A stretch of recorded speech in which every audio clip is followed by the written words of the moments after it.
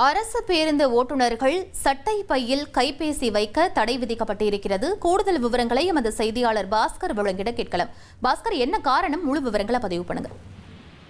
இந்த பேருந்து இயக்கத்தின் போது ஓட்டுநர்கள் கைபேசி வைத்துக் கொண்டு பேசுவதும், அதே போல அது தொடர்பான தொடர் நடவடிக்கையில் ஈடுபடுவதும் தொடர் புகார்களாக போக்குவரத்துறைக்கு வந்த வண்ணம் இருந்தது. ஏற்கனவே இருக்கக்கூடிய நடைமுறையில போக்குவரத்து இயக்கத்தின் போது ஓட்டுநர்கள் கைபேசி பயன்படுத்தக்கூடாது என்பது கடுமையான உத்தரவாக பிறப்பிக்கப்பட்டிருக்கிறது.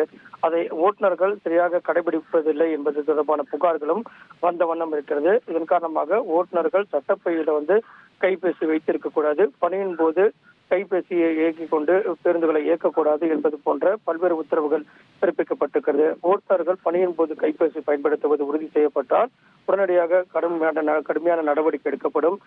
அங்கங்க போக்குவரத்து ஆய்வாளர்கள் எல்லாம் ஓட்டுநர்கள் கைபேசி பயன்படுத்துகிறாரா என்பது குறித்தான சோதனையில் ஈடுபடுவார்கள். அப்படி சோதனையில் ஈடுபடும் போது கைபேசி வைத்திருப்பது உறுதி செய்யப்பட்டால் அவர் மீது துறை ரீதியான நடவடிக்கை எடுக்கப்படும். ஓட்டுநர்கள் பணியின் போது கைபேசி பயன்படுத்துவதால் அவ்வப்போது உயிரிழப்புகள், பெரும் விபத்துகள் ஏற்படுவது ஆய்வறிக்கையில கண்டறியப்பட்டிருக்கிறது. இதன் காரணமாகத்தான் ஓட்டுநர்கள் பணியின் போது கைபேசி சட்டப்பையில் வைத்திருப்பதும் குற்றம், பயன்படுத்துவதும் குற்றம் என்பதுதான் தற்போதைய உத்தரவாக இருக்கிறது.